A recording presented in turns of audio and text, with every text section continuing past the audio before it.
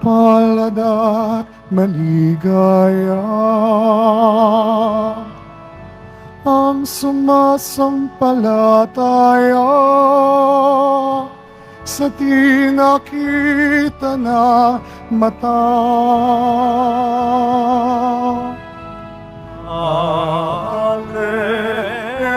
Alleluia, Alleluia, Alleluia, Alleluia.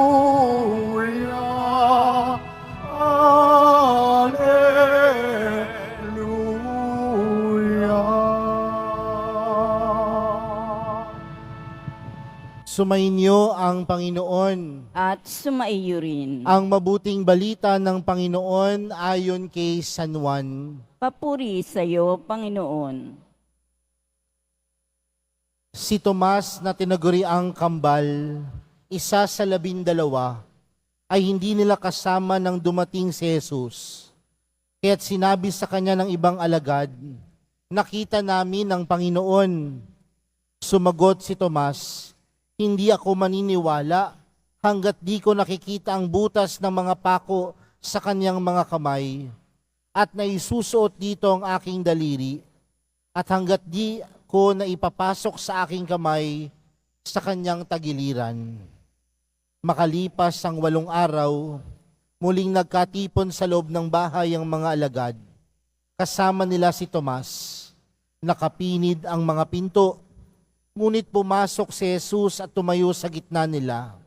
Sinabi niya, "Sumainyo ang kapayapaan."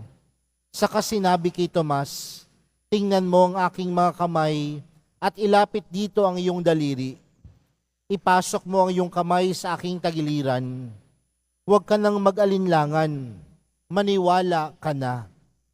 Sumagot si Tomas, "Panginoon ko at Diyos ko." Sinabi sa kanya ni Jesus, "Naniniwala ka na ba sapagkat nakita mo ako? Mapalad ang mga naniniwala kahit hindi nila ako nakita." Mga kapatid, ang mabuting balita ng Panginoon. Pinupuri ka namin, Panginoong Hesukristo. Magsiupo na ang lahat. Magandang tanghali po sa inyong lahat. Sa araw po na ito, ginugunita po natin ang kapistahan ni Apostol Santo Tomas. At alam po natin na si Santo Tomas ay kabilang sa 12 alagad ng Panginoon. At madalas kapag nababanggit po ang pangalang Tomas bilang alagad ng Panginoon, marahil ang unang bagay na pumapasok sa ating isipan na siyang alagad na nagduda sa muling pagkabuhay ng Panginoon. At yan po yung narinig natin sa ating ebanghelyo na binasa para sa araw na ito. Nagpakitang muli si Jesus sa kanyang mga alagad.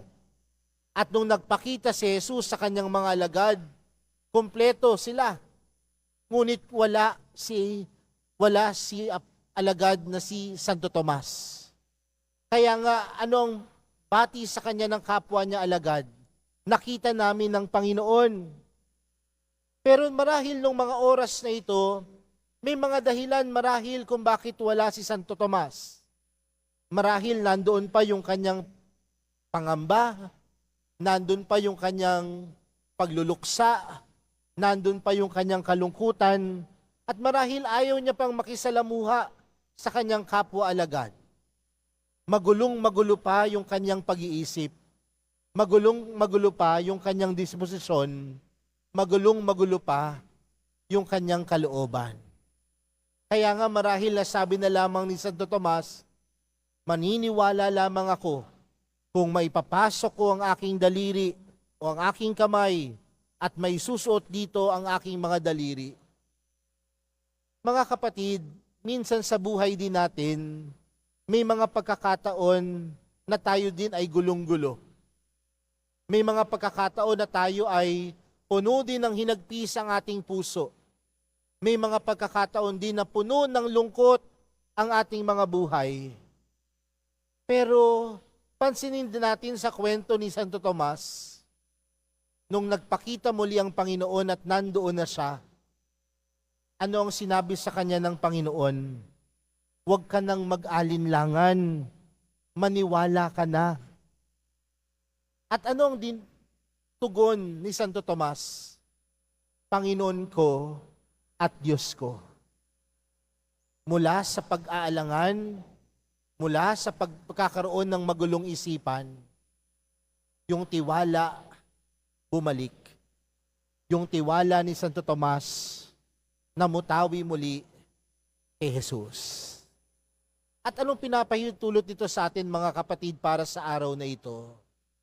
Na sa mga oras na tayo ay gulong-gulo, sa mga oras na tayo ay mahina, sa mga oras na wala tayong makapitan, buksan natin ang ating mga mata, buksan natin ang ating mga puso, at makikita natin na tunay na kumikilos ang Diyos.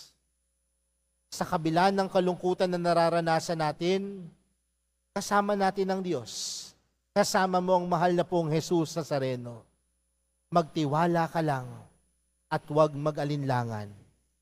Makikita mo na tunay na kasama mo ang Diyos. Kaya mga kapatid, sa araw na ito, sa kapistahan ni Santo Tomas, marami ding pagkakataon sa buhay natin na tayo ay nag-aalinlangan sa Diyos. Minsan pa nga ang Diyos ang unang nasisisi kapag tayo ay nagkakaproblema. Minsan pa nga ang Diyos ang ating binabalingan ng sama ng loob sa mga pagkakataon na tayo naman ang gumawa ng problema ng ating buhay. At ito din marahil mga kapatid ang mga pagkakataon na puno ng pag-aalinlangan ng pananampalataya natin. Ito rin ang mga pagkakataon na puno ng pagdududa ang pagtitiwala natin sa Diyos. Ito din ang mga pagkakataon na hindi tayo naniniwala sa kakayanan ng Diyos na kumilos sa buhay natin. Hayaan natin sa araw na ito, sa tulong ni Apostol Santo Tomas, na mabuksan ang ating mga mata, ang ating mga puso, ang ating isipan at kalooban, at huwag mag-alinlangan upang tunay nating makita ang Diyos na kapiling natin. Huwag tayong mag-alinlangan sa kabila ng mga pagsubok ng buhay. Buksan mo ang iyong mga mata, buksan mo ang iyong mga puso, at makikita mong hindi ka pinabayaan ng mahal na pong Jesus Nazareno.